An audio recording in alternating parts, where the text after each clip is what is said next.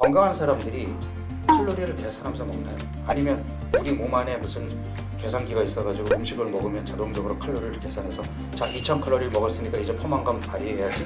아니잖아요. 아니죠. 우리 몸은 음식을 가지고 포만감을 낸단 말이에요.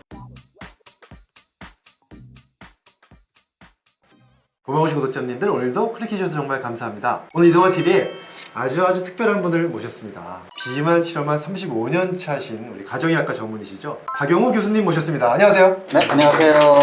반갑습니다. 사실 이제 책 얘기가 나오셨는데 네네. 그 내 몸 혁명이잖아요. 네. 예, 사실 그 책을 제가 열심히 읽었습니다. 너무너무 좋은 책이고, 그 책을 통해서 이 스위치온 다이어트를 통해서 몸이 어떻게 회복되는지를 잘 설명해 주셨어요. 네네. 거기 나온 얘기가 좀 인슐린 저항성 해결하는 거, 그 다음에 또 지방간. 지방간에 대한 네. 거, 간이 안 좋았을 때 인슐린 저항성이 잘 생긴다는 그렇죠. 이야기부터 해서 네. 굉장히 잘 설명이 돼 있었어요. 그러니까 지금 스위치온 다이어트는 한마디로 얘기해서 이걸 정상으로 돌려서 내가 운동도 할 수 있고, 그리고 식욕도 좀 덜 생기게 할 수 있게끔 만든다는 거잖아요. 그렇죠. 네. 그럼 이제 이러한 개념을 가지고 구체적으로 이제 그 4주 프로그램이 있잖아요. 네. 책에 잘 나와 있던데 네. 보니까. 근데 주로 이제 거기서 나오는 게 간헐적 단식을 많이 활용하시더라고요. 네. 그게 도움이 되는 거죠. 간헐적 단식에 대한 설명을 조금 해주셨으면 좋겠습니다. 우리가 몸이 망가지는 원인 중에 네. 탄수화물 중에 네. 식이섬유를 제외한 당질, 네. 그러니까 복합당질이 있고 단순당이 있는데 네. 얘네들하고 그 다음에 지방은 주로 에너지원으로 쓰이거든요. 그렇죠. 그래서 저는 이제 이번에 지금 쓰고 있는 책에는 우리가 먹고 있는 음식 이제 영양소라고 얘기하잖아요. 네. 탄수화물, 단백질, 지방, 그 다음에 미량 영양소로 네. 비타민, 미네랄. 네. 이게 이제 영양학 책에 있는 개념인데 네. 이거를 우리가 반드시 음식으로 얻어야 되는 필수 영양소와 그렇지 않은 것으로 나눠 보는 거예요.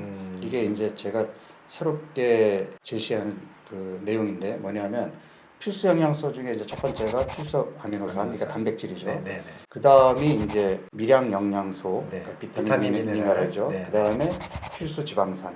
여기까지가 필수고 네. 여기서 제외되는 것이 이제 당질과 필수 지방산을 제외한 지방이거든요. 네. 얘네들은 그냥 에너지원이에요. 여긴 필수가 없잖아요. 네. 네. 필수가 없다는 건 뭐예요? 먹어도 되고 안 먹어도 되고. 된다. 네. 그러니까 에너지원인데 과거 원시 인류 시대에는 네. 이 에너지원이 굉장히 중요했어요. 왜냐하면 필수 영양소를 얻기 위해서는 네. 우리가 채집을 위해서는 하루 종일 걸어야 되고 움직여야 되잖아요. 그렇죠. 심지어 양질의 단백질을 얻기 위해서 사냥을 나가게 되면 네. 목숨을 담보로 죽기 살기로 싸우든지 도망치든지 이게 다 에너지가 필요한 거거든요. 그렇죠. 그러니까 필수 영양소를 얻기 위해서는 에너지가 필요했단 말이에요. 그럼 본능적으로 우리 몸이 예를 들어서 네. 운 좋게 벌집을 발견했어요. 네. 네. 그래서 꿀을 얻을 수 있었어요. 네, 이 네. 꿀이라는 게 얼마나 양질의 에너지원이에요. 그냥 뭐 에너지가 넘쳐나잖아요. 그렇죠. 그러면 뇌 입장에서는 네. 이런 에너지원은 많이 들어올수록 좋은 거죠. 왜냐면 비축해뒀다가 네. 나중에 필수 영양소를 찾을 때 써야 되니까. 그러면 뇌는 포지티브한 강화로 학습을 시켜요. 너 잘했어 하면서 뇌에다가 도파민을 살짝 분비시키면서 네. 기분 좋게 만든단 말이에요. 네. 그러니까 이런 에너지원을 얻는 것은 우리 몸의 입장에서는 필수 영양소를 얻기 위해서 반드시 필요했단 말이에요. 네. 현대는 어떻죠? 지금 우리 사냥 나가나요? 안 나가죠. 심지어 뭐 농사 짓나요? 그냥 하루 종일 에너지원이 그냥 들어오는. 그렇죠. 그러니까 네. 그나마 시장이라도 갔다가 이제는 전화 한 통으로 배달 서비스를 받는단 말이에요. 그러면 필수 영양소를 얻기 위해서 에너지원을 굳이 찾아 먹을 이유가 있을까요?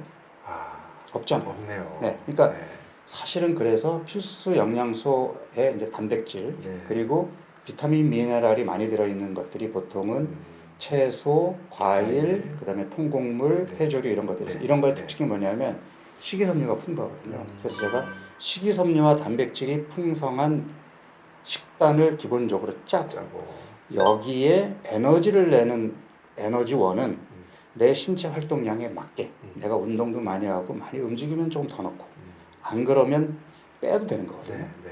그런데 지금 현대인들의 식탁을 보면 거의 한 60-70%가 가공식품인데 네. 가공식품의 특징이 뭐냐면 식이섬유와 단백질을 쏙 빼놓고 고당, 고지방으로 만들어서 에너지원만 들어오게 하는데 심지어 얘네들은 뇌에 도파민을 자극해요. 그렇죠. 중독이 되겠군요. 네, 그러니까 네. 음식 중독도 만들 뿐더러 네. 필수 영양소를 얻기 위해서 먹어야 되는 음식의 양이 많아질 수밖에 없는 거예요. 쉽게 해서 다일루션을 시키는 거죠. 그렇죠. 그러니까 우리가 채소와 단백질 위주로 먹게 되면 얘네들은 그 자체로 포만감을 줘요. 왜냐하면 필수 영양소는 한없이 들어올 필요가 없거든요. 네. 우리 몸이 적절하게 조절한다고. 그런데 에너지원은 지방 저장 창고도 있고 탄수화물 저장 창고도 있다 보니 네. 일단 뇌에서는 많이 들어와서 비축해두는 게 유리해라고 판단하니까 얘네들은 별로 제재를 안 해. 그런데 우리 주변에 있는 음식들이 필수 영양소보다는 에너지원이 더 넘쳐나. 그래서 우리가 알게 모르게 에너지원을 많이 먹는데 네.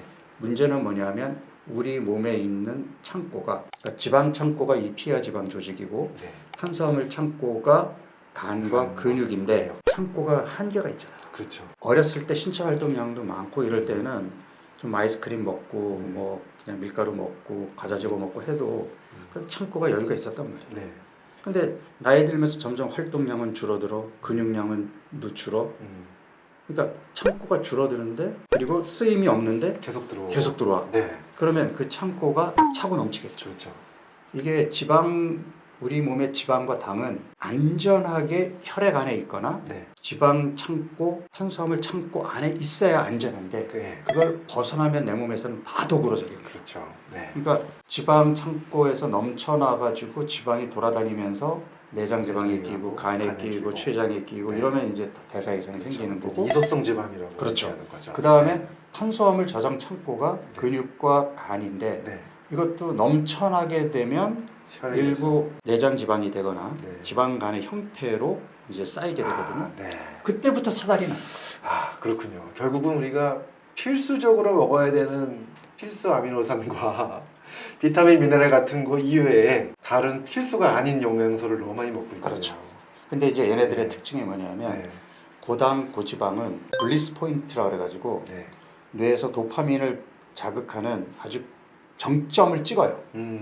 그래서 지금 우리가 먹고 있는 이제 초가공 식품들이 그러니까 식품 가공업계에서는 어떻게 하면 소비자들이 자기네들이 만드는 그 식품을 많이 먹어서 이윤을 높일까 생각하잖아요. 네네. 그러면 과식하게 만드는 방법이 뭐죠? 필수 영양소를 빼버리는 거예요. 아, 그러니까 그 미네랄, 그러니까 식이섬유, 그 다음에 단백질을 쏙 빼고 고당, 고지방으로 만들어 놓으면 과식하면서 창고가 넘치니까 대사 이상의 몸으로 바뀌겠죠. 그러면은 한 달 동안 스위치온 다이어트를 하면 이거를 다시 교정을 시키는 그렇죠. 과정을 그러니까 겪는 거죠. 일단 창고를 비워야 되겠죠. 네네. 그러면 지방 저장 창고와 탄수화물 저장 창고는 네. 창고의 크기가 100배 이상 차이가 납니다.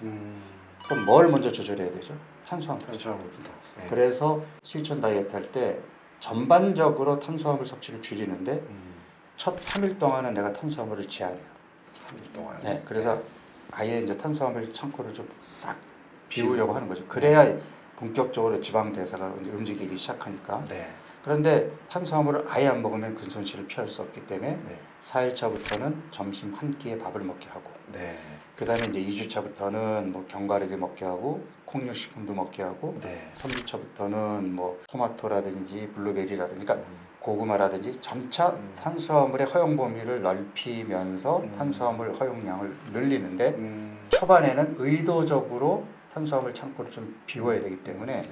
탄수화물을 제한을 하는 겁니다. 그리고 이제 그 4주 프로그램을 제가 쭉 보니까 거기 보면 이렇게 중간에 하루씩 일주일에 하루 정도를 한 끼만 먹는 간헐적 단식. 네. 한 끼만 먹는 게 있던데 그렇게 오랫동안 단식을 함으로써 얻는 효과가 또 어떤 게 있을까요? 그러니까 한 끼만 먹는다는 표현보다는 네. 24시간 네. 단식을 하는 거거든요. 그렇죠. 24시간 단식. 그러면 이제 뭐 의사 선생님이니까 잘 아시겠지만 인슐린 저항성이 있는 사람들 혈액 검사를 해보면 네.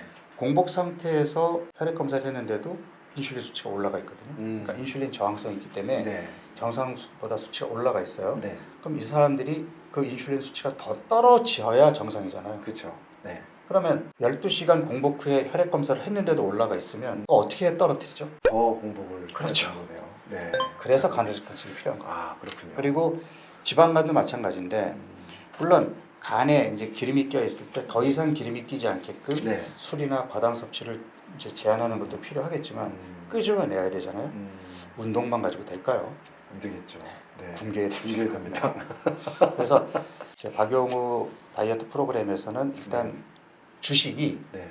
밥이 아니에요. 그러니까 식이섬유와 단백질 음식이 메인이 되고 거기에 이제 에너지원이 조금 곁들여지는 거죠. 그러니까 지금 제일 중요한 말씀해 주셨는데 결국은 스위치온 다이어트 할 때 무엇을 먹어야 되는 것이냐에 그렇죠. 대한 질문에 답인 것 같습니다. 지금 네. 주로 주식이 단백질, 식이섬유와 단백질. 식이섬유. 왜? 그러면 네. 자연적인 포만감을 주기 때문에 네. 제가 칼로리 계산하지 마라, 배고프지 않게 먹어라를 강조하거든요. 음. 근데 지금 현재 시중에서 하는 다이어트는 다 일일이 칼로리를 계산해서 계산하죠. 저칼로리를 네. 먹게 하거든요. 네. 과연 그게 생리적인 접근 방법이 맞나요? 그러니까 음. 건강한 사람들이 칼로리를 계산하면서 먹나요? 아니면 우리 몸 안에 무슨 계산기가 있어가지고 음식을 먹으면 자동적으로 칼로리를 계산해서 자 2000칼로리 먹었으니까 이제 포만감 발휘해야지?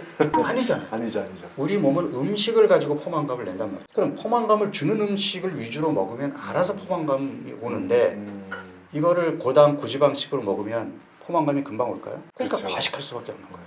그러니까 이번에 내신 이 레시피 책도 이제 그런 음식들을 위주로 해서 그렇죠.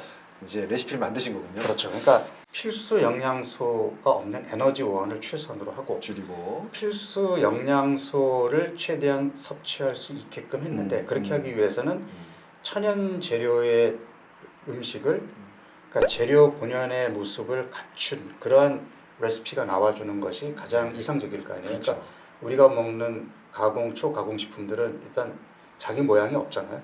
네. 그러니까 감자칩에 감자 모양이 없고. 그렇죠. 네. 그래서 있는 그대로 그러니까 천연 재료의 음식을 가지고 일단은 특징이 설탕을 안 썼어요. 네. 그러니까 제가 이제 아까 얘기했던 지방간과 인슐린 저항성의 중요한 원인 중에 하나가 과당이거든요. 그렇죠. 네. 그래서 과당을 아예 배제했어요. 그리고 이런 음식의 특징이 뭐냐면 제가 앞서 이제 음식 중독 얘기를 살짝 했지만 네. 에너지원으로만 들어오면 뇌가 이제 그 긍정적인 보상 기전으로 도파민을 분비한다고 했어요. 그러면 어쨌든 그게 살짝 이렇게 습관으로 자리 잡게 되면 그러면 중독으로 가는 거거든요. 네. 네. 그러면 그걸 끊어야 되는데 이미 미각과 뇌가 중독이 돼 있단 말이에요. 네, 그러니까 네. 달달한 음식을 먹어야 정신 차리고 찾는단 말이에요. 음.